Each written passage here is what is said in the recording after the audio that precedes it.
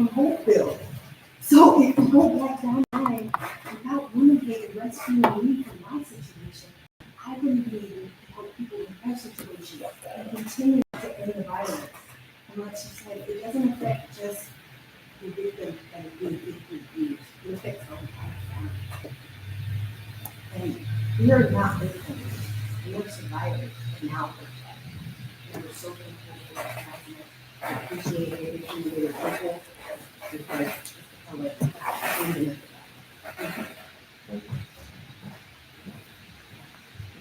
So thank you, council members and mayor for accepting this proclamation.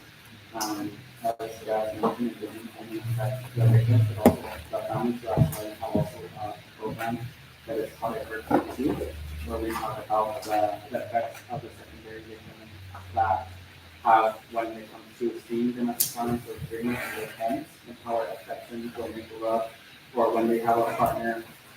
It affects, their mindset. So that's what we want to educate the community and also the individuals here that awareness is key. And for one of the events that we have is we're National Purple Day. We're having a group picture at 11:45. I think we'll sit there and report stuff. And I invite you all to be part of that and also to social media platforms, your voice, to raise awareness about this and to educate the community and the citizens here at Holtville about domestic violence, why it's important to talk about it, and why it should not stay there.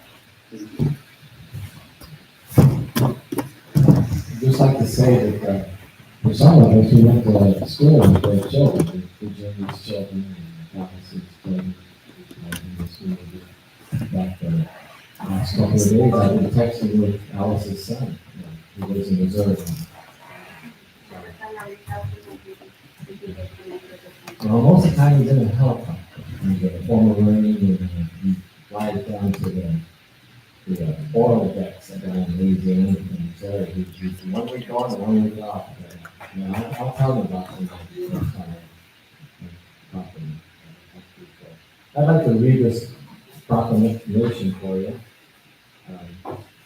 City of Holtville Mayor's Proclamation, Domestic Violence Awareness Month, October 2025. Whereas the crime of family violence violates an individual's privacy and dignity, security, and humanity due to systematic use of physical, emotional, sexual, psychological, and economic control and/or abuse, including abuse to children and the elderly. And whereas the problems of family violence are not confined to any group or groups of people, but cut across all economic, racial, and societal barriers, and are supported by societal indifferences. And whereas the impact of family violence is wide-ranging, directly affecting individuals and society as a whole, here in Imperial County, throughout the United States and the world.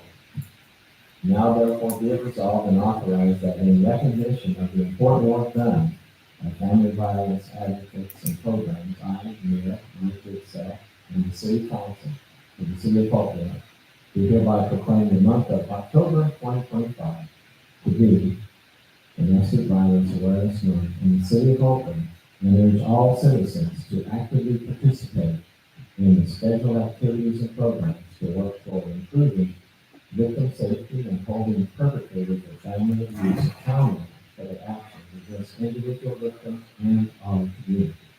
In witness hereof, I hereby set my hand this 13th day of October 2025. Let's take a photo with y'all over here. All right, I did want to also thank the law enforcement agency, really thank them for their courage and for being the first responders, because I know that it's a fearful moment for the victim, but I can't even imagine for the officers that have to go in and respond. So truly, I thank them for all that they do and for being a referral source and a place to connect them to women. So thank you guys for all you do.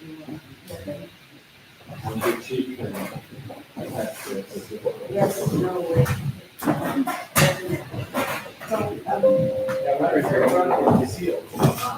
That'd be great. Thank you. Doing good. Good. You got some goodie bags too. We'll say that. Okay. Okay.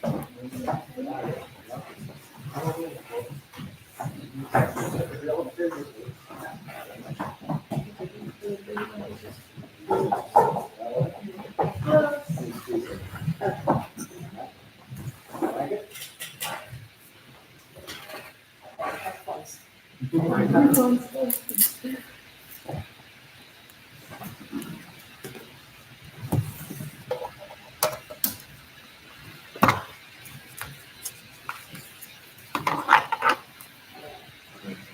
you.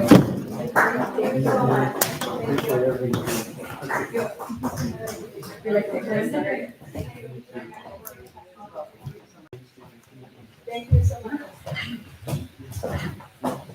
Good to see you. Thank you, dear. Nice to see you. Thank you. I was telling her I was watching because I was asleep. Oh, okay. That's good.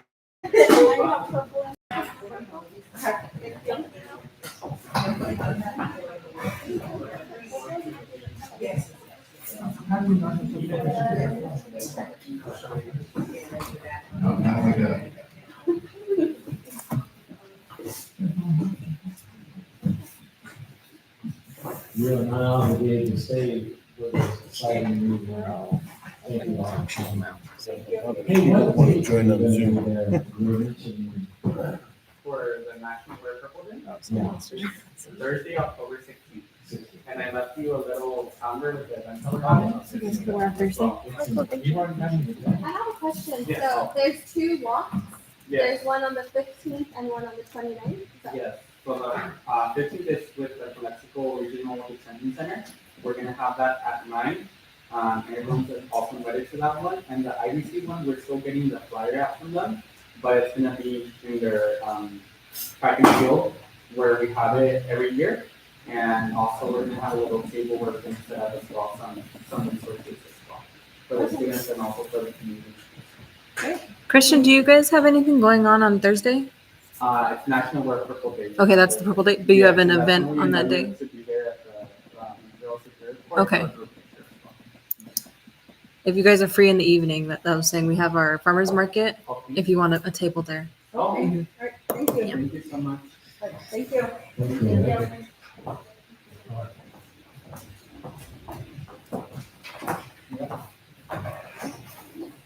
Next up, we have general public comments. The public may address the city council on any item that does not appear on the agenda for this meeting within the purview of the city council, or if they'd like to address this as a report from any particular agency.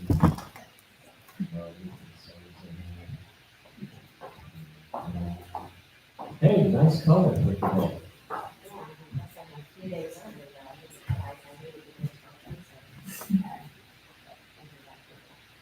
I am here to give you a few updates from the Fair Valley Healthcare District. I'm sure all of you hopefully are aware that we have a new member on the board now, Felipe Irigoyen, was selected to replace Donald Miller from the tribe. Donald was sent us his resignation, his situation changed, so he's no longer able to fulfill his duties.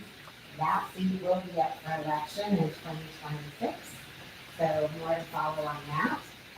We do kind of want to put your seatbelts on because we are heading into the last 3 months of the year, and we are really pushing to get extra closed on our Central Regional Medical Center and the merger by January, either 10th or 24th. I think are the 2 dates we're pushing for.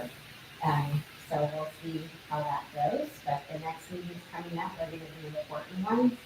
And we did change things about a little bit because we're getting reports from the seismic and all of that coming in from Raleigh. So those reports are going to be hitting on November the 13th, as well as the rollout, hopefully, of our draft of the strategic plan. And then December 11th will be in Central Regional, where hopefully we'll have some more definitive information beyond the drafts. But there is a lot happening, and we are really excited about it. We've had an awesome board, and so far, I think it's going to be really good once we pull it all together. There are teams that are already working between our Central Regional and Pioneers so that some of the savings can be effective. So places where El Centro doesn't have a position filled at the moment, but Raleigh has that management position filled, we're not filling anything. We're using what Raleigh has, using what El Centro has, so we're already starting to try and save some money by being strategic and how we have people in placement and helping with them ultimately. But all I can say is put your seatbelt on and be ready for some pretty exciting things coming up in the next month if we close out the year. So, otherwise, is that a question? So sorry about that. That works, dude. Yeah. So the appointment of Felipe, do we just not ignore the boundaries anymore? Or, Well, because I'm pretty sure he doesn't live in that boundary. well, no, and we did reach out to the tribe to try and get a replacement from the tribe. But that's one of the things that's kind of a little convoluted in this whole thing when the mapping came out. So we can appoint from anywhere within the blood district as far as IDHD. And then whoever was appointed would then have to run in 2026 to be validated in that position. So when it comes up in 2026, I don't believe he's really going to be eligible to run because he's not in a district that's going to be up for election. So, yeah. Yeah, because I knew when you were trying to appoint somebody from Sealy, you were having trouble getting, Yeah, and Somebody, that was right? within So- the confines of what AB 918 did. And then we did what AB 918 told us to do, which was to come up with the district mapping. And right now, we have one district that isn't represented. And I was trying to figure out what that was because, the way the map is based on the map. Because Donald and I were always in District 7. So, we would have been running against each other come 2028. So now whoever runs in 2026, then if I decide to continue in 2028, then I'll be running against that person, because once again, we'll have two in District 7. But that's just because of the way 89 put it, and then the way things ended up when we voted in the map and all of that. It's confusing. It took me extremely a week to try and figure out what was happening. But the first ones up for election are District 1, 2, and 3, which is Calexico proper, Central proper, and Raleigh proper, and then the unexpired term for this District 7 or whatever the tribe. So the tribe has the option to try and put somebody up again in 2026. and those currently serving do have the option to run. Right? Yes, they do. Right. And I think that's part of what kind of did it too, because when the whole mapping thing was done, none of us, we were all short timers. And that none of us thought we were gonna be, able to even run again. So, the lines are drawn based on all of the stuff that has to be drawn on to be fair within the valley, like splitting everything up. So it didn't necessarily match up with what AB 918 had done. So, if that makes sense. I mean, it's just, it is what it is. But it's still kind of exciting. So the other 4 seats will be up in 2028, which includes me. Well, again, thank you for serving in that position.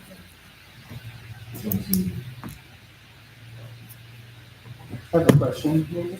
I'm sorry, I can't listen. What were you saying about Felipe's seat? Can we hear her again, seat? He is he's filling John Medart's seat.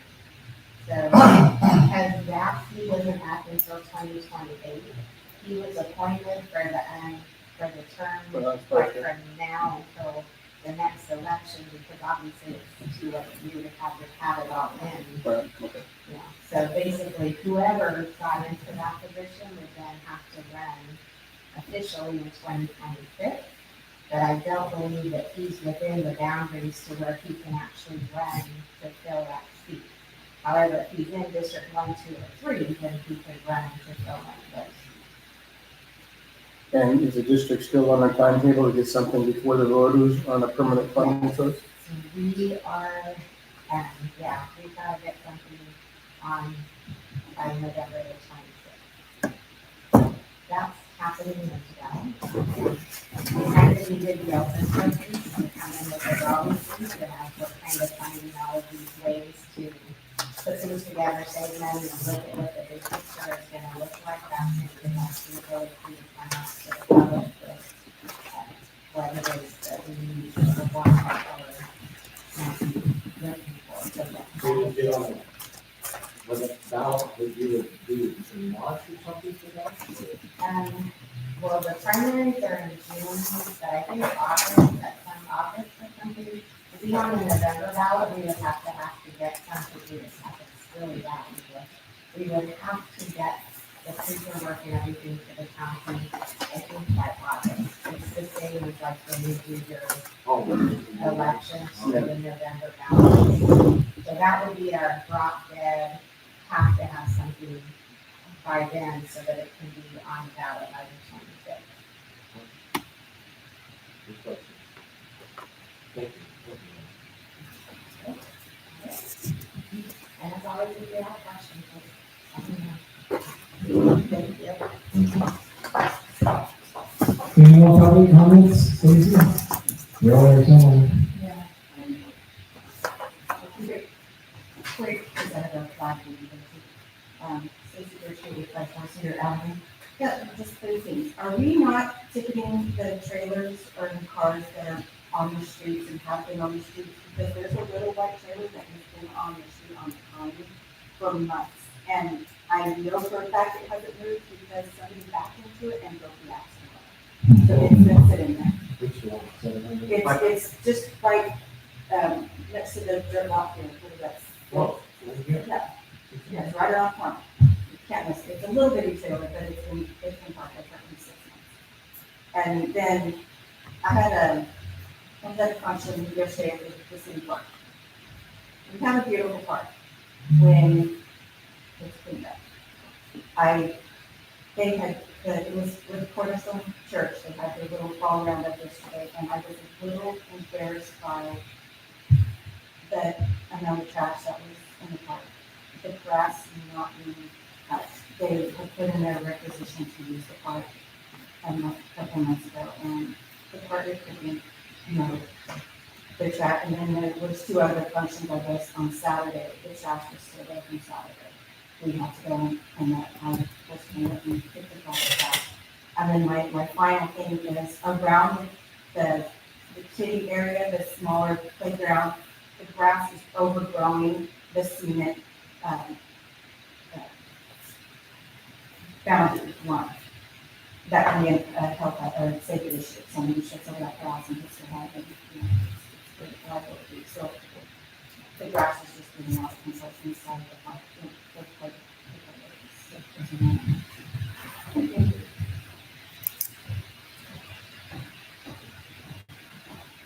See anyone else? Well, I see you, Josh, but I don't think you're here for public comment.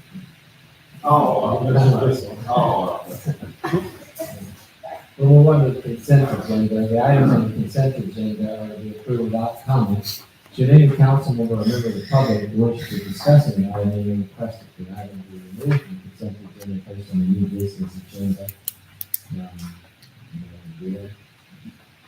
We have 2 items here. Item A, approval of minutes from the regular meeting on Monday, September 22nd, 2025, and the current minutes of 4571 through 4615. Give a motion on the consent agenda, please. I'll make a motion. Motion from Councilman Munger. Second from Councilman Pacheco. Roll call, please. John Munger, Yes. Mike Pacheco, Murray Anderson, Yes. Vanessa Ramirez, Yes. and Mike Goodsell. Yes. The reports of officers, commissions, committees, and communications starting with our city clerk and that year. Did anything happen at the football game? Did have a big cheerleading squad out there? Was there anything that's significant happening out there? Yeah, they had a pretty good cheerleading squad, I think. It was a great game. I mean, It was one of the best games you could see. Yeah. Was Central Street, they were. hmm Couldn't hear 'em, though. Were they good? Yeah, we always mingle with them. But yeah, it was a great game. It was a good Friday night. For this Thursday, we have our farmers market coming up. It's Oh yeah, it's the October, trunk or treat one, so it should be a big one. The car club puts their cars out and they hand out the candy. So yeah, this should be a good one. And then Saturday we have the Walk the Trail event, and this year we're doing it a little differently. Instead of having like a theme or a cause, I guess, that we're supporting, we are going to try doing like a little pumpkin patch thing at the end of the trail. So like when you get here and there's the big fire truck, I guess per household, or you can go pick out a little pumpkin and we'll have a little backdrop for pictures. So the orange shirts this year, and then also we're handing those out at the event, not before. Some people would just come and like, I'm signing up, and they get a free shirt and they don't show up to our event. We see less shirts at the event than what we gave out. So we're going to be handing those out to the first, I think it's like 35 people that show up. Yeah. So that's it for me. I'll just briefly say I was just back from Long Beach for the League of Cities conference with 3 of the council members and our finance supervisor. And as always, there was good times had by all, and otherwise somewhat uneventful, but there's always little things here and there that we could pick up on and use to the city's advantage. I enjoy my time with Mr. Anderson and Mr. Goodsell as well on the run. So yeah. We could have critiqued his driving while Laurel was still here. We cut out. Dang it. No, I think that's all I got. Have you been anywhere lately that you can give us an update on? We had a wonderful 2 weeks in the United Kingdom and England. Had a lot of fish and chips, a lot of driving on the wrong side of the road, a lot of minding the gap. We were there for a 50th reunion of a college I attended in the northern part. Had great weather. Got to connect with some old friends from around the world, and yeah, so it's a good time. I'm glad you got to do it. I followed up the pictures you posted. Well, we love history, and so it's a country for history. You know? So, My best pal was in Ireland. I was tempted to say history. Sure, yeah. Councilwoman? Ramirez, I just checked with him this year. Got it right. So I was at the football game on Friday night too. Got to watch football beat Central. That was very exciting. The cheerleaders did great, and my cheerleader was now leading up for a big cheerleaders. So had a great time, and I did meet with some women Gonzalez today as well, with Murray and Nick. Had a quick pleasant conversation, and I do intend to attend the trunk or treat event on Thursday. I know Cornerstone Church is also having a fall festival, and we'll also be at the football game to watch the Vikings speak. You're welcome. Right? That's what we're planning this weekend? That's right. Looking forward to it. Lots of great things happening. Councilman Anderson. Yeah, as Nick said, we were at the League of Cities conference in Long Beach, Wednesday through Friday. A lot of socializing. I know Thursday night we went to kind of a lame site logic event, but then we were able to go to a good event after that. No, it was a good time. We did a lot of networking, so I think it was successful. As Councilwoman Ramirez said, we met with Senator Jeff Gonzalez and his staff today. As I told Nick and I want to be that guy who every time Jeff sees me coming, he knows what I'm going to say. That hey, help us get some funds for that public safety building. I want to beat that horse into the ground so that he's just God. Let's give him some money, get that guy off my back. So, also I was at the football game Friday night. One of the best high school football games you're going to get a chance to see. And ironically, from what I'm told, that was the first time Holtville defeated Central since 1957. So, yeah, kind of a big win for the fellas out there Friday. And the PA announcer did a great job. He added to the excitement. Fresh off his trip. Yeah. Yeah, okay. Unfortunately, I didn't make it to the League of Cities meeting, but I did attend a couple of meetings for our mayor. Very interesting, very late, they dragged on, but other than that. Yvette, so you don't pay in advance or anything for the thrill walk on Saturday? That you did last year, or you don't? Pay? No, you guys don't pay for that. Pretty sure. That's for the shirt, I mean. It's always been free. No, the Carrot Festival's the one you pay for. We don't charge for the walk. Yeah, this one's always been free. And then that's kind of the issue too, is like we weren't seeing them actually show up and we're just giving them out. Yeah. Yeah, so it's free. So now it's going to be the first people to get there. Yeah. Mhm. But you could still pre-register for the event. If my wife uses hers to sleep, then I can text her a picture for the website. Proof. Okay, proof of life. If it's appropriate for it. Councilman Norman. I along with most of you that and Long Beach as well. Really interesting to see the different breakouts, right? Is that what the first was? Yeah.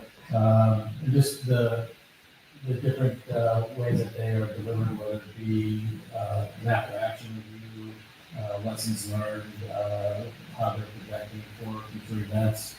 But really enjoyed that. Before that, I've been over to the ICOE. They had an arts event. And so my wife and I we went to that. That was really nice to be able to see a lot of people within the art community and the school community being a part of that. And I wasn't here the last lesson. My apologies, it was very late. There was some like that. But I was able to experience it at the mock gala. And then we watched the homecoming parade. And so we saw everybody go to our house for that. My two daughters both having been on the homecoming court, one having been homecoming queen. So that was a lot of fun as well.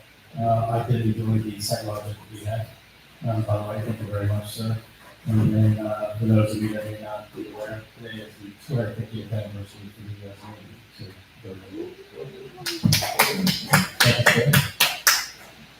So, I will be there on Thursday.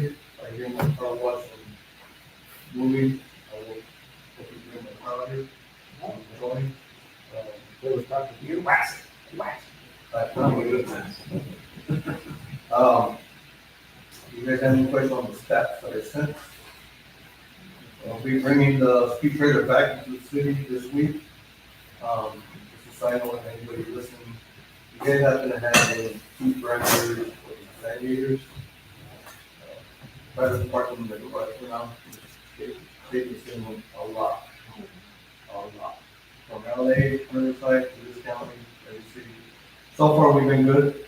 We have one did that this month, but for last month, everybody knows that. Why is that? Is it just something about them, or? What they say is something about the people. That's very easy. Mainly it's a gladiator. You know, when it's like a tough one. Those things are creative. Actually, a lot of my people. Well, I too was in Long Beach with the others. I was the driver this time. Hit anything in the way. The one breakout session we were at with the small cities, kind of form a group for small city representation. I think that's a good idea and be a part of that. So we're going to respond to that. Because sometimes small cities, what we need and what the others want, we kind of push this out. And speaking of small cities and explaining what happened Friday next day for you guys, Holtville's much smaller than Central. We don't normally play them. Usually we're in a different league against smaller schools. But this year, for some reason, our coach said, let's go up play the big schools. Let's join that league. Thank goodness we've got a good team this year. We're probably going to expand pretty good next year. But, this year, our team is quite good. They're beating the big dogs. So We got one more big dog this week, and then another big dog the week after that. See if we can survive that and get to the playoffs. Avoid injuries is a big thing. We're fighting above our weight. And we're doing a lot. We're fighting our ways. And our cheer girls too. So that's pretty the boys too. All right, let's move on to unfinished business. There is none. So for new business, our first item is discussion and related action to adopt the resolution 2528, opposing California's Proposition 50, the use of legislative congressional redistricting act amendment, and reaffirming support for the Citizens Redistricting Commission as an independent and nonpartisan body for congressional redistricting in California. City Manager Nick Wells, if you'd like, I can read the proclamation into the record. Sure. Let me do that. You slide down here. Unless you want to read it. No. You're the You announcer. refer to the English. Text. I got a text from Coach Turner on Saturday. He sends me a little clip of a video. He sends me the part after the tackle that ended the threat. Did you hear what it said? Are you not entertained? He sends that to me. And I thought, oops, I'm sorry about that, Coach. You got caught up in the moment. City Clerk. Holtville City Council, resolution number 2528 reads this way. Whereas California voters approved Proposition 11 in 2008 and Proposition 20 in 2010, establishing the California Citizens Redistricting Commission, an independent, nonpartisan body tasked with drawing district lines for the state legislature, board of equalization, and U.S.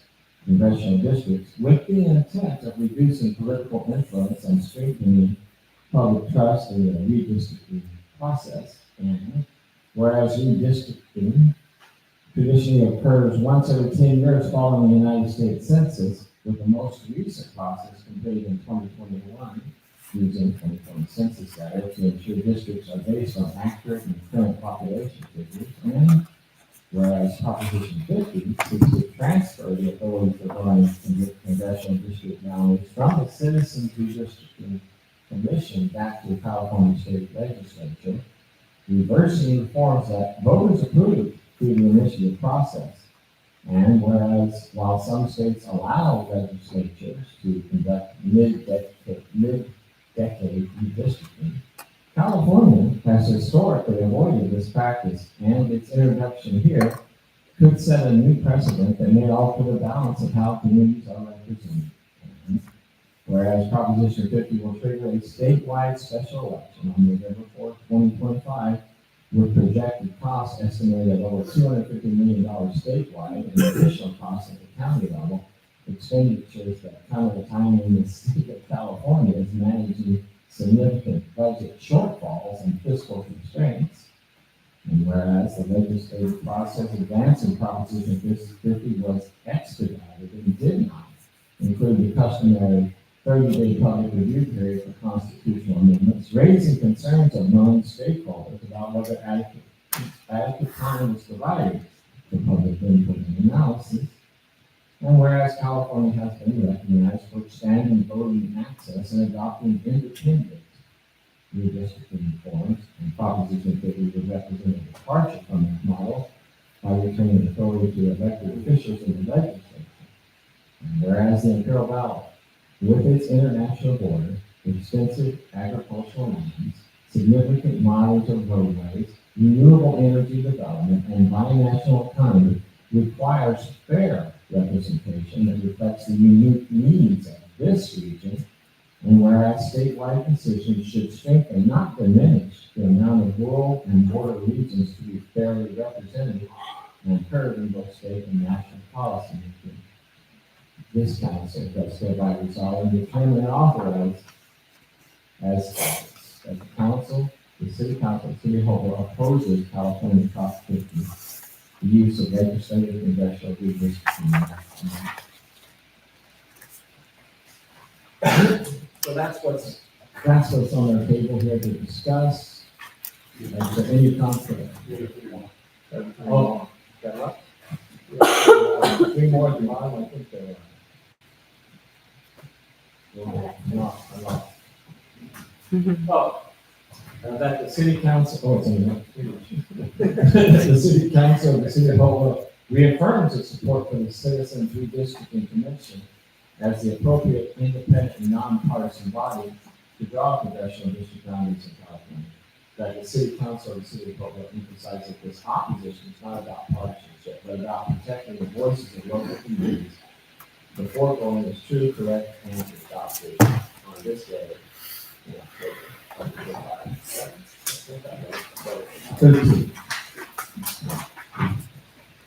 That was a piece to read. I should have made that to you. Wow. It should have been the city clerk, actually, if you really get down to it. Okay.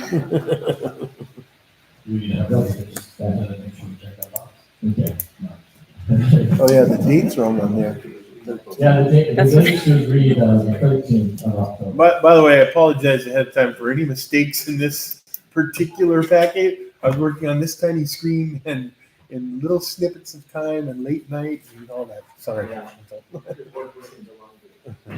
So one more note there is on page, on the second page in the report.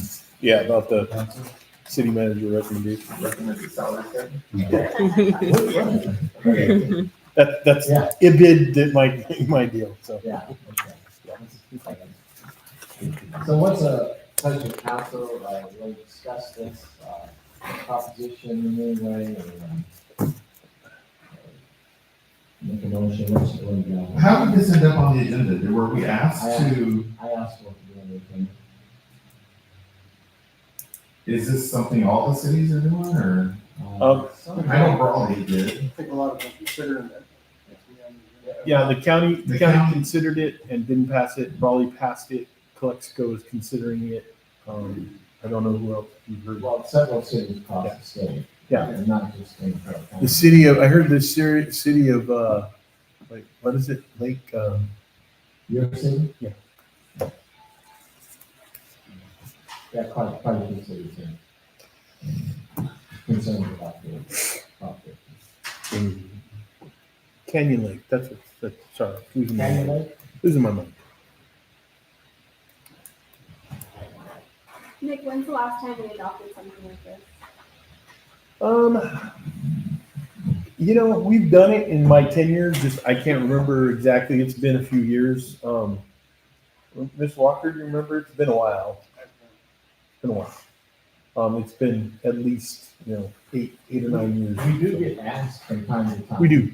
By different organizations to support legislation. And sometimes we do say yes. And sometimes we, in this case, say no.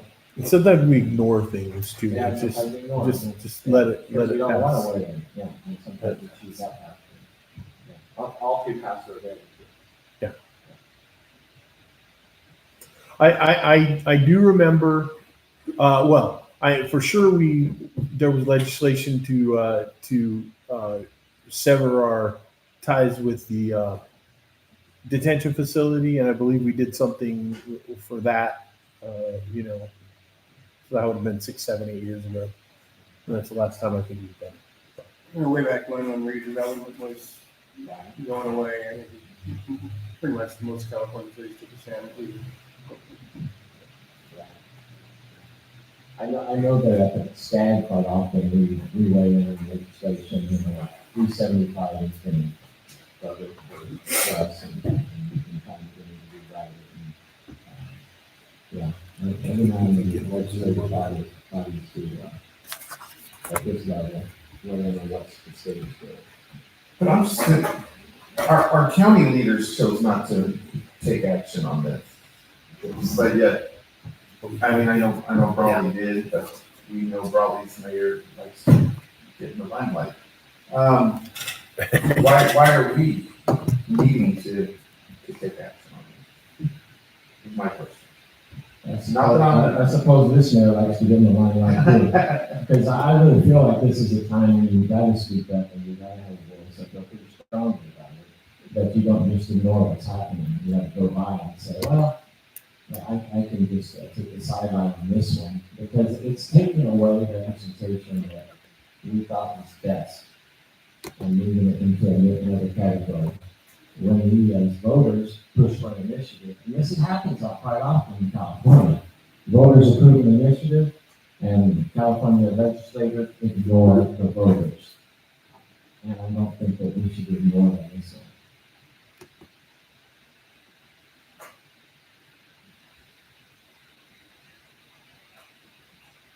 Mr. Mayor, there's no further discussion. I'll make a motion to adopt the ideas that will be published. I'll second. A motion and a second. Is there any other discussion?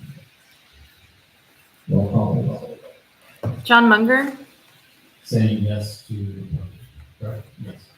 Mike Pacheco, Yes. Murray Anderson, Yes. Vanessa Ramirez, Yes. and Mike Goodsell. Yes.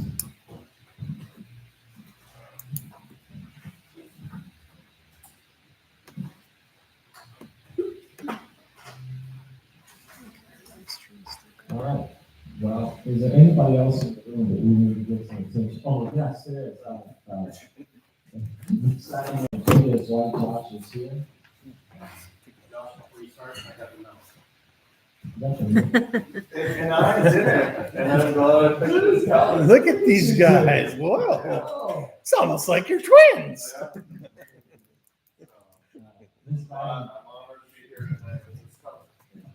This is a discussion related action regarding the proposed project with Site Logic to implement energy efficiency modifications and solutions for city buildings and facilities. Nick Wild, city manager, and our guest.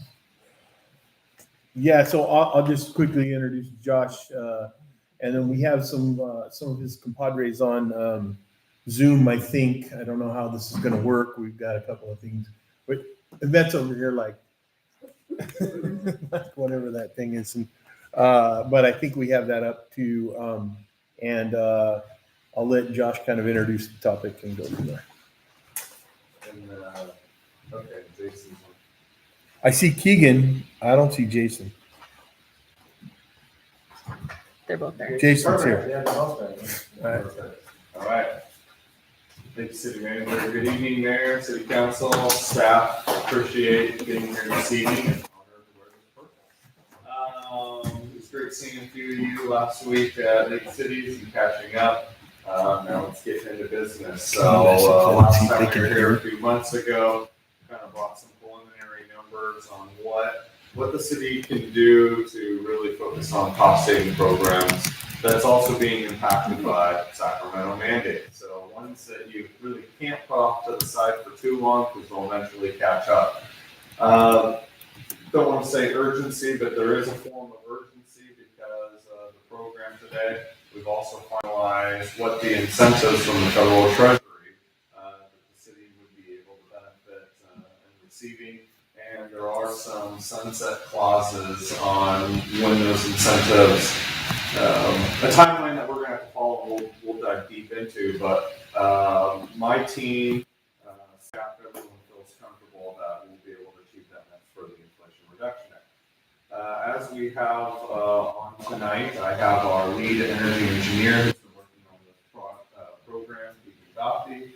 And we also have financial advisor, Jason Liss with ISO, that will be talking about the financials. Do you have a presentation in front of you? They just have the prospectus. I can do the where's the, hold on, where's the, Your chart? yeah, I got this somewhere. Uh, See here. yeah, last week. How do I got it. We're getting there. I can get you now. Yep, it's true. Okay. You're blessed for having show up. Yeah, let's see here. There it is. There it is right there. There's a guy. Okay. Stage? Perfect. Beautiful photo. Where Take is that that place? picture? That looks like paradise. Oh, that's it. The grass is moving. There's a way to Make that bigger or do I'm gonna stuff lose there. it. Yeah, there you go. Put it on that number. Perfect. Brief agenda tonight, really want to focus on the program objectives that we have concluded with, what that scope of work looks like. Again, we'll bring in Jason to talk about the program financials. Also in the presentation, I wanted to show a table of the cost of doing nothing, and then what that timeline looks like as we gear up to bids. Next slide, please. So a few of the big program objectives that I really want to touch on is one project. We're reducing the utility electrical cost or electrical usage or cost by 26%, and that's across 4 sites. It's going to be your 2 water plants, Rossavera Park, and also the chamber building. Most of those savings are though coming from those 2 parks, but across those 4 sites, quarter of your electric usage portfolio is being saved by this program.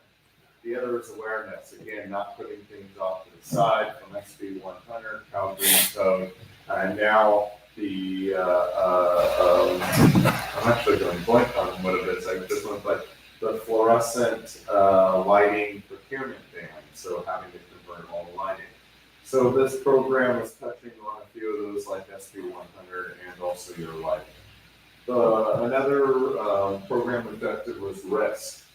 Being in local government, risk and liability is always something you have to focus on. Being a design build program, we're shifting that risk from the city to the design builder. So from our solar generation, meeting and guaranteeing those generations and savings, that's our goal. And then it's having the city kind of take it on and seeing what comes up with it. The program financial or pro formas will speak for themselves. And you'll see in the cash flow, the program's creating a little over $2 million in cumulative savings through the term of the program. So as IID rates are increasing and budgets might be getting cut in areas, here's a program that addresses some of Sacramento's needs, but really what it's doing is providing savings back to the city. And please, at any time, feel free to interrupt me. I don't even need this up. We can move forward to the next slide. So let's start with the wastewater treatment plant. This site, we've collaborated with the staff on what the best placement is and also what the local utility kind of will allow us from easements and site situations. We still have to do geotech and things like that, but some of the bonds we have, we're pretty confident on the system scope and scale. We're looking at just a little under a 90 kW system, which this site itself, that solar system is offsetting 35% of the electric utility there, which you're going to be seeing just in year 1 savings, roughly about $33,000 just from this site. Next slide, please. Is the water plant. Same thing. We worked with the plant operator there and staff and came to a conclusion on a few different renditions of where the solar layout could be. Just this site here, we're looking at a little over 155 kW ground mount system, which is helping offset about 55% of the electric utility at the specific plant, which is again providing a year 1 savings from this operation budget from this plant of about $58,000 in savings. Next slide, please. So the other are lighting upgrades. The plants both have lighting upgrades. I mean, just minimal here, but why not? Look at finding this is a cost savings program.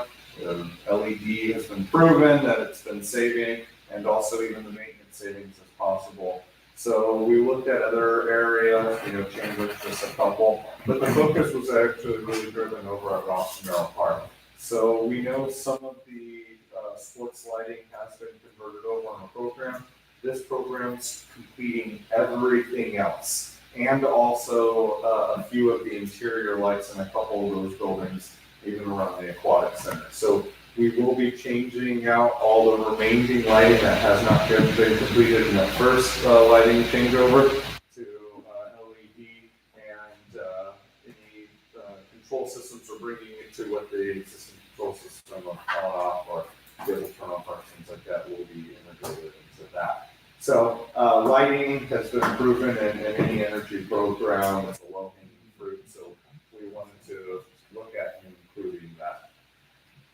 Next slide, please. Before we dive into program financials, does anyone have any kind of questions about the scope and scale?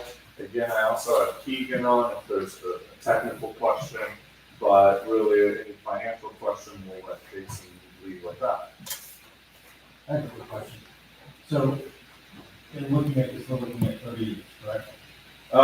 It's an overall 30-year program, life cycle costs, also when things look at actually term of the agreement with any debt services taken on are 20 years, and we're also guaranteeing the energy generation and what that production should be for the first 10 years. Do we, I know we need to discuss our infrastructure plan for the city. Do we anticipate that any of the infrastructure would expand, and such as the water plant, and would this be able to absorb that expansion? So the answer to the question is the water plant is expandable, but Sewage plant, but I'm talking about all of them, the ones that we're talking about being able to do this. Just in overall. well, we don't have a plan to expand their scope because we don't know that Holtville is going to grow necessarily. And one thing about the wastewater treatment plant, we're not near capacity. Right. Well, the water plant as well. Both of our plants are built to be able to have slight modifications that could virtually double their capacity, both the water and wastewater. But again, we don't have a forecast. We don't forecast growth for the city necessarily. So, are these scalable? I mean, I would guess the answer to that is yes. But one of the things that I found, and maybe you guys missed it because I missed it in the front, but these are all site-specific generation. So the solar panels at the water plant are producing for the water plant. The stuff at the sewer plant is producing for the sewer plant. There's no wheeling of power. There's no storage. There's none of that. So neither are sized to take 100% of the load off of IID. We'll still be drawing power from IID. I suppose somewhere up the line we could scale up if the plant scaled up, but that would be a future project probably. I think you guys probably, and you could speak to this a little more, but you can't bump up against the whole usage of the plant because they need this to turn around the dollars in order for it to pay for itself. Is that kind of? In a way, we never, in any qualified solar company, they'll never size it out at 100% because new emerging technologies plus anything that kind of does go over on brighter days, it's costing more to build it than the utility is accepting that. IID's kind of been maybe a little more challenging in there. You also have constraints of just room in that area on that size. So we want to make sure, we're able to look at the footprint boundary of that plant and how do we maximize that. A small system, I like to call it rooftop solars, would have never been considered. These are large enough systems that do really help take a chunk out of the savings. Our company itself will guarantee 90% of that production. Little wiggle rooms we get to adjust at the time. Will also be a new asset on your side, so we'll talk about that. But we're factoring in ongoing maintenance and monitoring of the system. So our goal is to keep the system running, what that life cycle cost should be. Outside of growth, I think the next thing that we take into consideration, not now because we just saw it, but maybe every few years, is every time the local utility keeps increasing those rates, because then that helps us project even cash flow even better, more and more through that funding. We're, and Jason's gonna go over this whole model or program model at 3.5%. 10 years from now, it'll be a different story. Okay. Maybe you know this question. Does Mac Park already have LEDs? They do not, but Mac Park's lighting issue is problematic. And one of the things is, well, we're going to have to replace those lights, and we're going to have to put lights on the second field.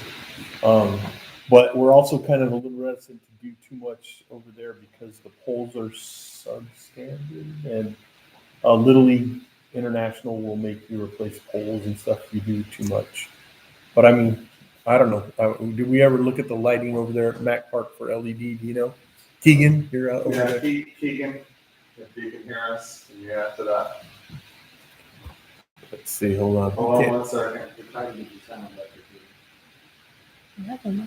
He's muted, please. No, he's unmuted. It does not show muted. Is it mine? Put it in closed caption. Hey, Keegan, can we try and call him in or something?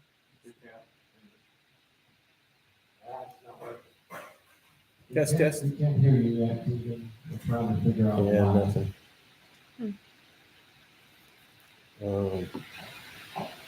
What's the Let's. output on that? I mean, does he want to type into us like if he has a response? Or? Let's call him.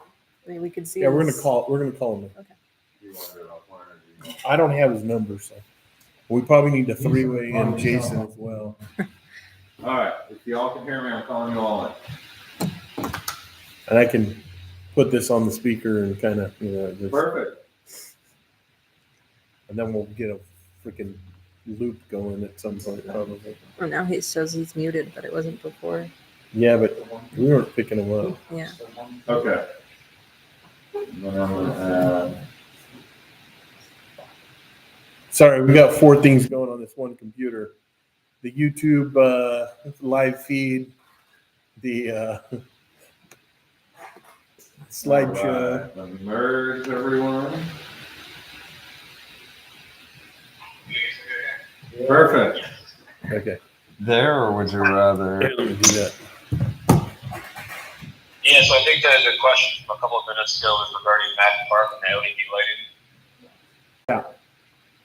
Yeah. Yeah, so I think when we initially looked at this, 9 months ago or so is when we started, Ralph's Maha Park really took the focal point just because of how much energy consumption was really there, as well as there's probably some preliminary discussions like Nick was just alluding to with some upgrades that we needed there. So I guess the short answer is no, we didn't look at LED upgrades at Mac Park. Those were specific to Ralph's Maha. Okay, thank you. So I'm gonna hand it over, and you're gonna hold that mic there for a minute, Nick, but I'm gonna have Jason walk us through this pro forma. Jason, can you hear us? I can. Can everybody hear me? Yes. Yeah. Okay, great. First, by way of introduction, my name is Jason List. I'm with a company called ICE Advisors, and I work with almost every school district in the Valley, including Holtville Unified. I helped them with their bond program. And a couple of years ago, our company bought out another company called Urban Futures, which did a lot of work in the Valley. You may have heard of them, maybe you've heard of us, but we were called a full-service financial advisory firm, which encompasses a lot of things. But one thing it does certainly encompass is looking at these energy savings financing determine, does this make sense from a financial standpoint? And what you have in front of you, I'm assuming everyone has a pro forma in front of them. Yes. Okay, great. So I'm going to try to make a semi-cumbersome spreadsheet to boil it down to make complete sense for everyone. So I'm going to start right in the middle of the upper section of the pro forma. Just go kind of line by line. So the first implementation cost of about $1.9 million. With any financing that you do, which I'm certain you are familiar with, there are lease transition costs to pay for all the professional parties, which includes the placement agent, debt land, as we mentioned before, bond counsels, attorneys, folks like myself. So that's the lease transition cost box. And then we're adding in something called capitalized interest. And I'll draw your attention to that $119,000 box, and then go to column 8. And you'll see the lease payments in 2026, 2027 is $0. And that's covered by that capitalized interest, or the short CAP-I. So that money is held aside, and when in 2026, 2027, we draw from that capitalized interest account to make these payments. The whole idea behind that is why build out is going on with your energy production. We don't want you to have any payments. We want to make sure that everything is online, you're generating energy savings before you start making actual. So a total amount financed of about 2.1 million. Now, part of this model, which is a significant part, is the whole idea of the Inflation Reduction Act. So if you split to the box to the right, far right, IRA model, again, 2.1 million rounding up finance, less the IRA funding.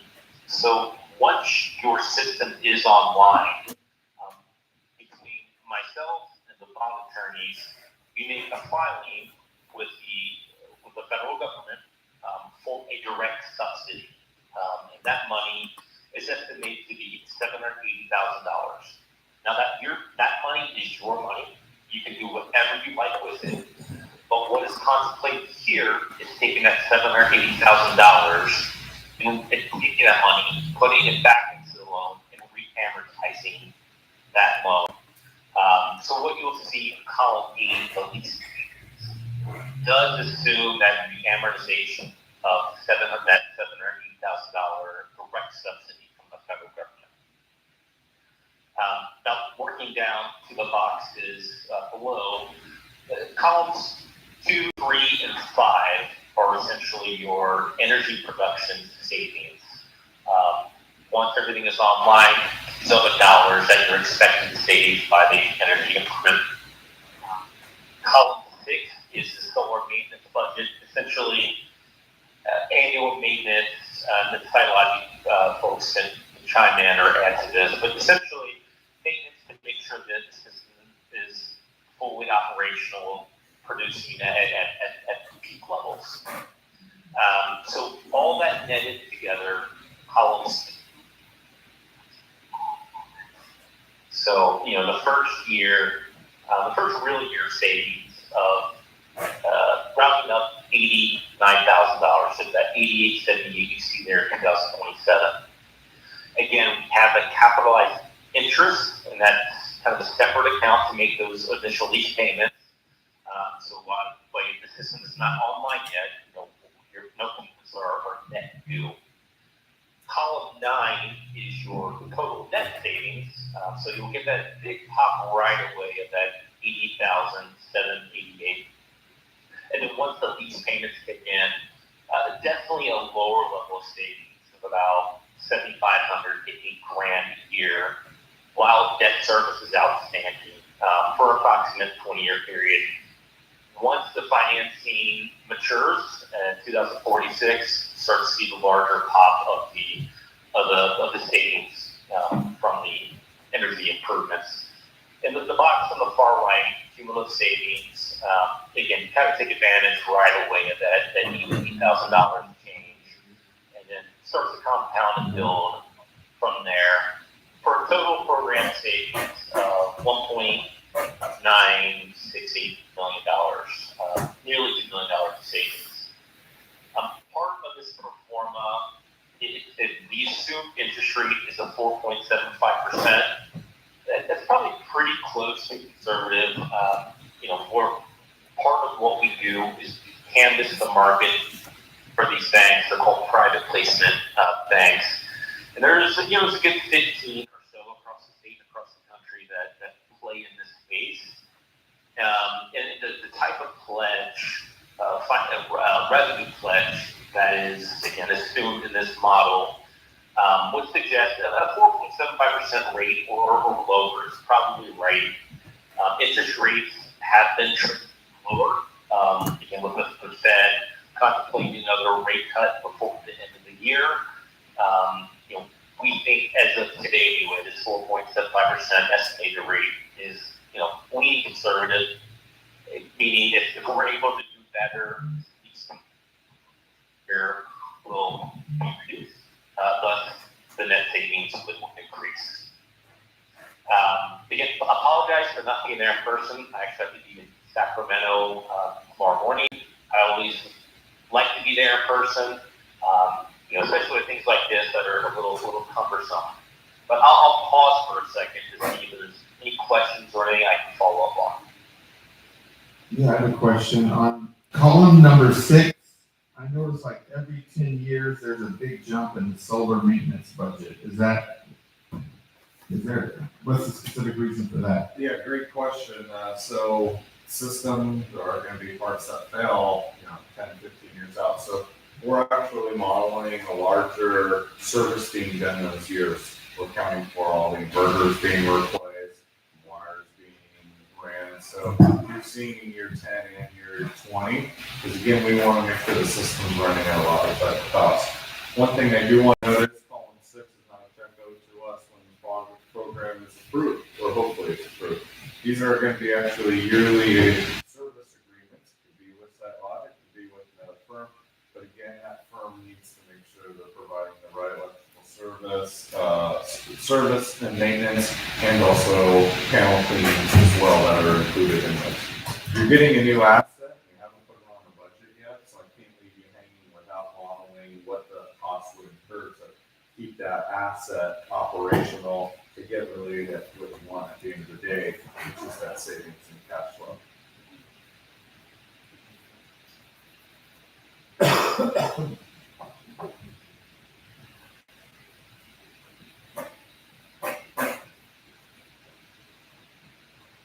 Any other questions?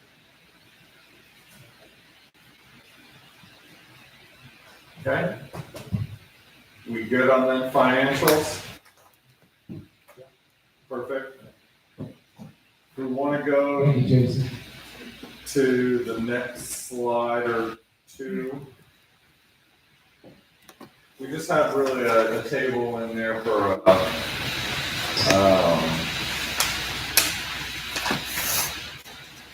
the city.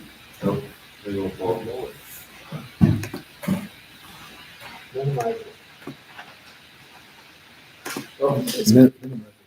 Perfect.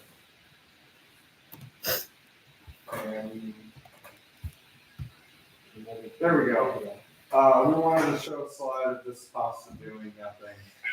There's a cost now with the next 20, 30 years. And even some of the lighting within the next 20 years is going to cost money. So it actually should have been a lighting maintenance. I guess that's safe. So no, but really you're seeing a difference of a few $1 million. You're being impacted of the utility rate hikes, be able to bring in a program that has a scope and scale that's really cutting a portion of what that spend's going to be. 18 million is a lot, and that's if it stayed consistent at 3.5% year after year. I think IID, can eventually catch up in the next 5-10 years. Whereas this model in a different area through like SCG or Edison would be between 5 and 6%. Next slide, please. So where we had really tonight's presentation, there is again that form of urgency of trying to meet the Inflation Reduction Act deadline. We need to be in contract and start construction before July 30th of 2026. We actually have a 4-year window for implementation.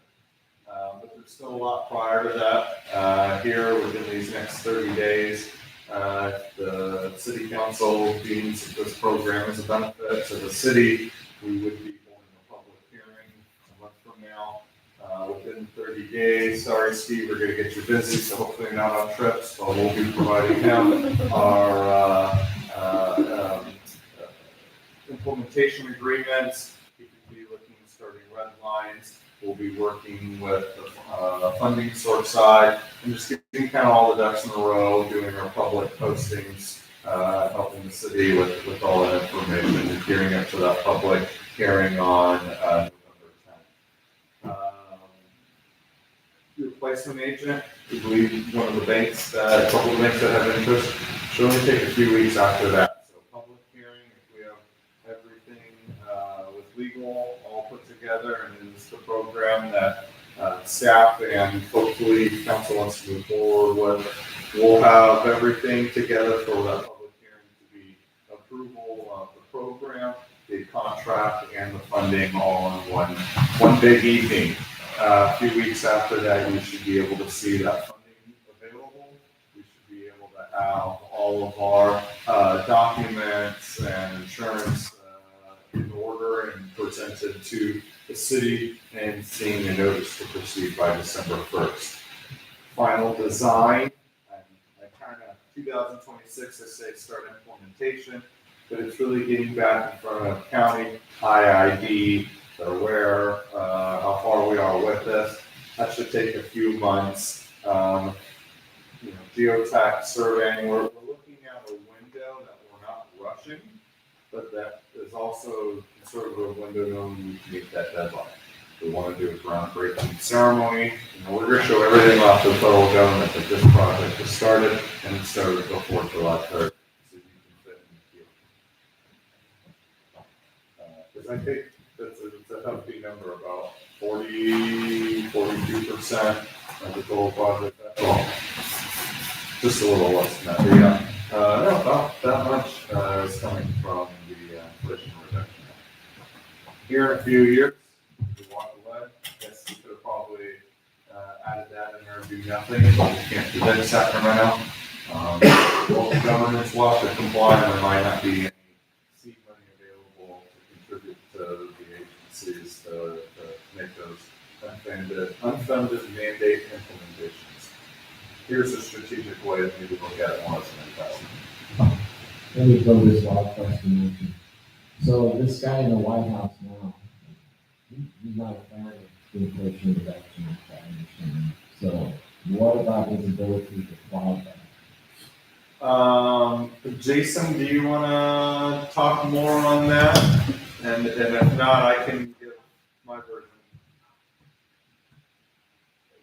Can you repeat the question? It's a little hard to hear on my end. Yeah, let me try and speak up a little bit, speak closer to the mic.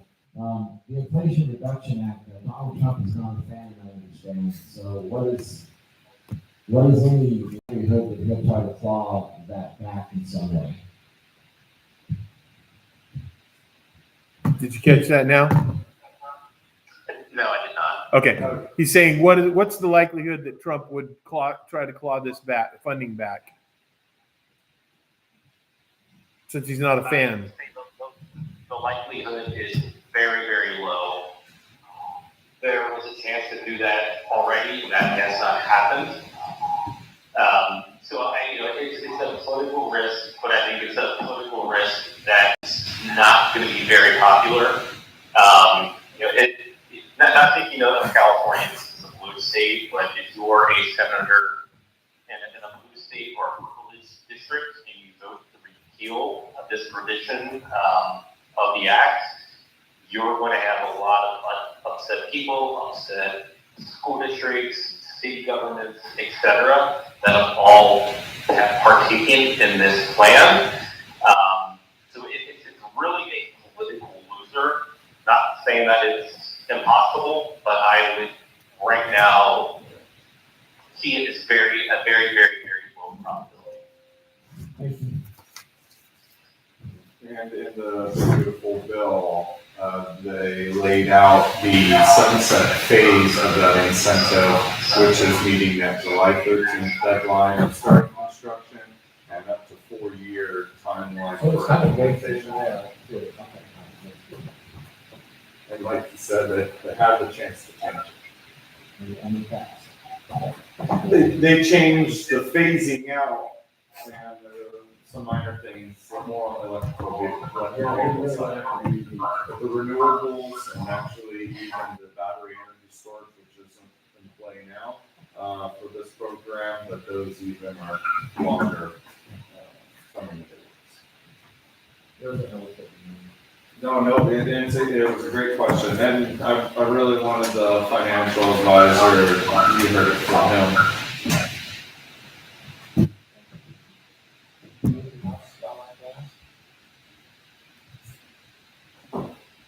Well, let's call for the question, and what do y'all want to do regarding this action, this proposed project? Is it an action item?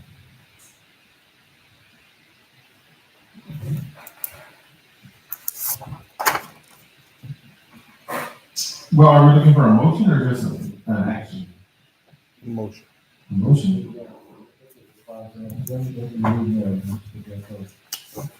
Yeah, it's just a motion to move forward, Yeah, well, I'll make that motion, let's move forward. Let's move forward. You like these financials? Okay, you need a second? I'll second. Wait a second. Roll call, please. John Munger, Yes. Mike Pacheco, Murray Anderson, Yes. Vanessa Ramirez, Yes. and Mike Goodsell. Yes. I'll see everyone at the public hearing. Yeah, see you in a couple weeks. And I'll let you Thanks, know- guys. I'll let you know how that storm is in about 3 hours. Yeah. It was fall through. This way. Go back to it. And when I got here, it was so peaceful, but it was 60 mile an hour the whole way. So, but no, it'll be good. We'll be back Friday, and we're here now twice a week after all. So please feel free to reach out at any time prior to that. Thank you, John. Thank you, everyone. Thank you guys Thank online. Jason, Keegan, thank you. Oh, I was like, I know I love something. Thanks, bud. Have a wonderful evening, everyone. You can end. Yeah. Item C, discussion related action, be safe. Thank you. Woo, it started. It's done. Discussion related action regarding capital projects in the city, well, city manager. I didn't think it's in Thank you, Mr. Mayor. So this was just I had started this, late the week before last, and then kind of just tried to add to it as time went on and as I thought of things. So this is obviously a very kind of just broad-based 10,000-foot level of projects that are coming up that staff sees as necessary or things that you all suggested. I guess in the case of like the dog park thing, I'll put it on there. Some things have some costs associated with them already. Some things have been fleshed out a little bit, and some things are just conceptual ideas, and we haven't gone down the road. But I did want to we did want to start germinating the discussion and kind of talking about what the priorities of these things are going to be. Certainly, if you guys have things off the top of your head right now that you want to add to these to be explored, if you have things that you want to say, we want to see a lot more information about this aspect that you're throwing out, I can do those things too. But again, this was the genesis of the whole discussion that we're going to be having over some period of time. And then we had this to what the city manager saying there. And I've been talking to the Institute for Local Government about getting together with us as a council and helping us work through the process of having strategic plans like this. And so this document, we're going to send that to them to sort of be the basis for setting up that meeting where we can go through the process of recommending things. One of the things that came up recently in the discussion with David and Gary is with these apartments coming in down here, I was with him down in Lexico, and he was asking me about, oh, you're getting another set of apartments. I want to come over and look at that. And one of the things that he is thinking is it'd be nice to have a transit stop right next to those apartments in 4th Street. You know, I offered the idea of, yeah, let that transit stop will provide services not only to IBC and to the big cities. We'll give you a ride to finish on, and you can spend all your money at the reservation casino. Right? But, yeah, it might be a good idea. I'm gonna throw it on the bottom of the stuff that's close. He also mentioned, you know, he talked about the railroad tracks. I know we talked about that railroad pad and trying to get like golf carts and bike route outside the city. Yeah, that's the one that I've been kind of pushing for a couple of years. About that for long. He's still trying to search for a way to get monies to make that happen. California loves the idea of getting you out of your car and getting you on some other kind of mode of transportation that doesn't pollute the atmosphere like that. I even mentioned that to Sammy Gonzalez today, because he was talking about trying to help establish a regional parks budget. And I said, well, that's something where, because it would be obviously a running trail and, in addition to all the other stuff, biking, that's 100% outside of the city limits. So we would have to be working with the county, but we would have to carry the water because the county's not going to be that interested in doing it. They will say, hey, yeah, good, sure, we'll help you, whatever. But if there was some sort of regional authority, then, that when he brought that up, that's kind of what I thought, and certainly, from our perspective, there's already a line coming from Imperial, City of Imperial to Imperial Valley College. Why can't there be one from Holtville to Imperial Valley College? Holtville's kind of out of the loop in all the transit services. I mean, we do have a couple of stops, but we take a little bit better.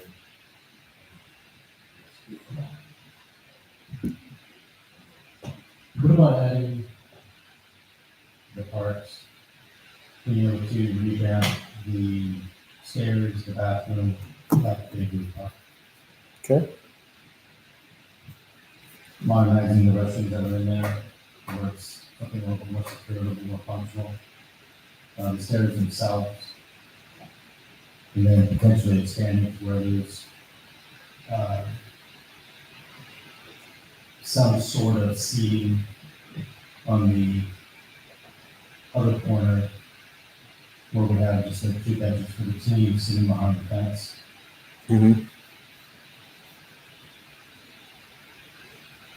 I almost go as far as to say remodel, refurbish the pool area around the pool.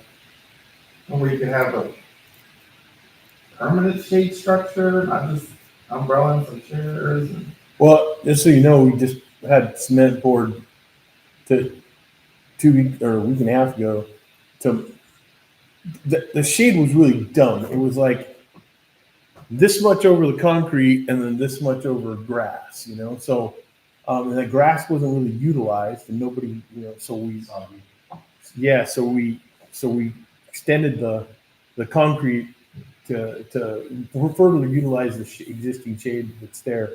But yeah, that's kind of part of the loan. But Yeah. additional things as well. Right.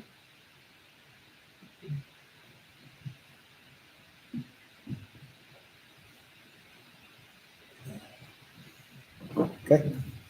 And certainly, this is something. This was to germinate ideas, and so off the top of your head, you give me 3 or 4. We can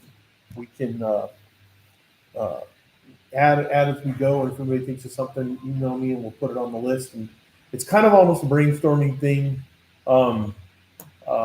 At some point, we do have to attach dollars to that, and then say, what's realistic and what's not, and go from there. What about leaving this up to the public? Out of Cer- our webpage? certainly. Giving them an option to be able to get information. Yeah, that's Sure. part of the thinking with the ILG people, is Yep. that they'll help us set up a process for more. You know, that's, because it's sort of a missing element for us at this point, so they're gonna help. No, and that's always been kind of the roadmap, is that we would kind of start generating ideas here, put them out to the public, and then get a input. And certainly they'll have ideas, and some of those will be, you know, a little outlandish. Some of them may be something we can. Some might be good, and some might be something we can take a piece of and kind of roll from there. So.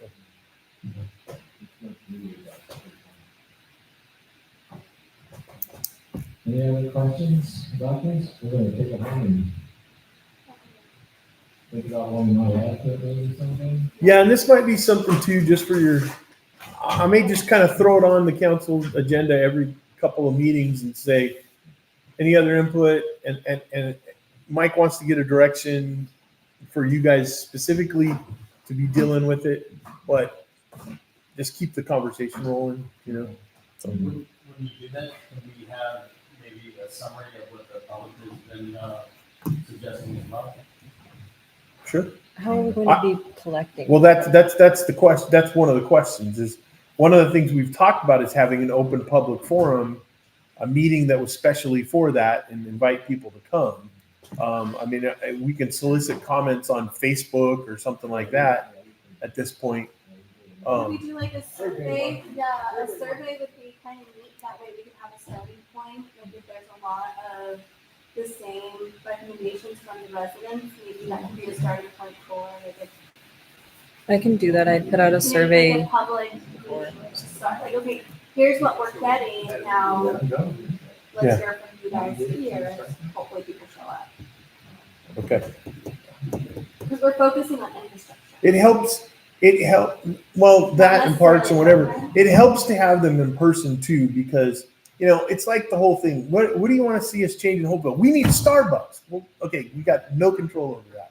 You know, Well, that's Laura. yeah. You guys should put in more fast food restaurants. It's like, She's not alone. and so those are kind of things like, so maybe just if somebody throws out an idea that's like, well, we can't do that, but what else? And, you know, it might kind of drill down to something that's useful or whatever, because you're going to get a lot of stuff that's like, yeah, we should have water slide in Holtville. It's like, oh, awesome. Yeah, great. You know,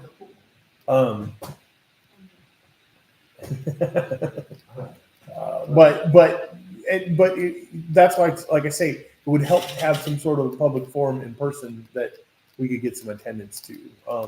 Because the keyboard warrior thing, it's fine, but you're going to get we're going to be sorting through some chaff That's why I there. think we should have a survey to like narrow that down and Yeah. have a starting point for that conversation. That's fine. So that we're not wasting time talking about Starbucks and Jack in the Box and now and all that stuff.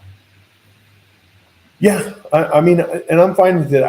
It's like just in this specific arena, I've had people come to me and say, "We want a splash pad in Holtville." It's like, okay, everybody that has a splash pad is trying to get rid of their splash pad, pretty much. It's The homeless bay. that's where the homeless bathe, and their upkeep is they get clogged, and and their upkeep is financially difficult, and so those are the kind of things you want to manage that when it comes. It's like, hey, give me an idea. Let me tell you why that probably won't work. We'll talk about it, but what else, and those kind of things. So.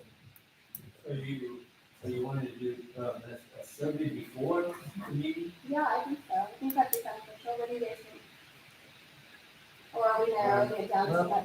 Let's get the ILG people get in the picture, because they can maybe do the survey for us. That's true. Because they get paid to do stuff like that. Yeah. Yeah.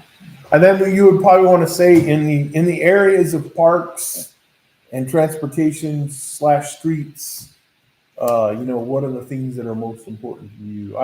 I don't think you're gonna get a lot of public input on water and wastewater issues, for instance, but.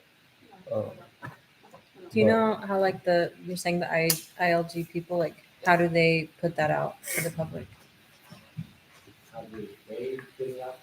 Like will they be in person or is that something they put on social media? I imagine they're gonna answer that question how that works. Okay. Yeah, because they might be able to craft it a certain way where it's like if you answer this, it'll route you to this. You know what I mean? Question.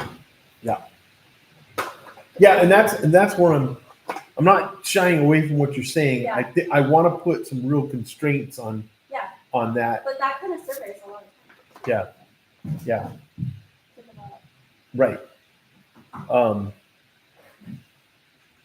But it would always be good to get. You're going to get people say, "Cut down all the palm trees in Holtville because they're the eyesore." It's like, all right, well.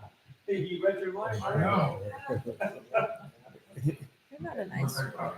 And then you're gonna get, but then you get 50 people who say that's the character of Holtville, it's our identity, and they're irreplaceable, and blah. Let me ask you, right now, we're talking about that. What happens if a resident's walking around the park and a palm tree hits them in the head and does damage? Who's liable? Nature. Well, that's a Steve question, but generally, if there's and you can help me, but generally if there is something that's a danger that we're aware of before it happens and we don't do anything about it, then that's a problem. But that's a natural disaster kind of thing or a natural occurrence. Yeah, okay. So it could be an act of God because of a big windstorm or something, but if it's because we didn't prune trees to keep them safe for people, it's foreseeable risk, then yeah, we could be on the hook. Yeah, if you're worried about all they do is put the warning paper on every palm tree and then people walking in But that area. So I got to tell you, the last month and a half has been real good for our tree pruning exercises. The natural pruning has taken place. What about just restarting that? I mean, how many years ago was it that somebody planted all those? What about taking those down and restarting them? That way we're not taking them away. Well, there's a story. There's a big story to be told, and it was 100 years ago. Yeah. Some of those things are basically 100 years old now, And then or more. Are those the same? Do those come from LA? So I was just recently watching. So that's the story, is that they've got a train load of those things they brought a train down and unloaded, 100 trees or whatever, and palm trees, and planted them, and mainly in Holt Park, but on, on some of the main avenues here. LA. They're originally from Mexico. Could be. It's just like their trash, right?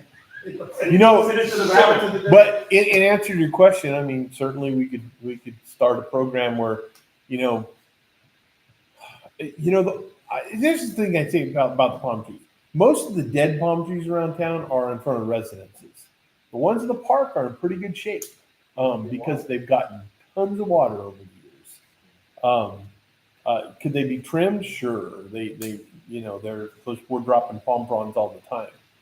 But the ones that are really problematic are the ones around town that people have stopped watering years ago and they're dying. So those are the bigger problems. well, we're not going to solve the palm trees today. Probably not. We don't have any information on whether we got some staff reports about that questions about it. I got an interesting thing on my staff report, just real quick. We were getting ready to leave Long Beach. I got a call. We always have had a DBE requirement, a disadvantaged business enterprise requirement for our street projects, wherein they have to hire a subcontractor. You have to be DBE certified or hire a subcontractor who's certified DBE for a certain percentage of the work on the project. Well, the Federal Highway Administration and the Trump administration removed that requirement on October 3rd. And so there's no DBE requirement now.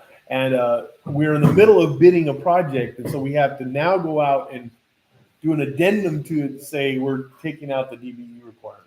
So as well, right? yeah. Caltrans and FHWA only did DBE stuff that we deal with. So the DVBE thing was another level they didn't deal with. So,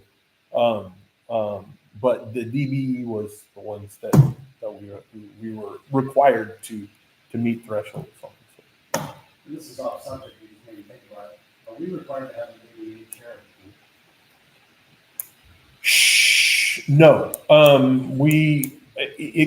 we've been warned many times that the requirement is going to come, but heretofore we've not been forced into it. So, and I mean, the thing is it's going to cost some money. That's one thing. The biggest problem is it takes up some space, and our pool isn't that big, so it's just going to take up some deck space, and that's probably the bigger shame to me, because it's obviously a fixed deal there. So someday we're going to have to go. The county inspects our pool every year, and they're the ones that keep telling us, yeah, it's going to come someday. We're not there yet, but it's going to come.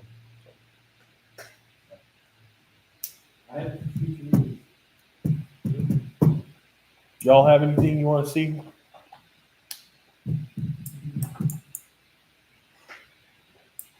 Okay.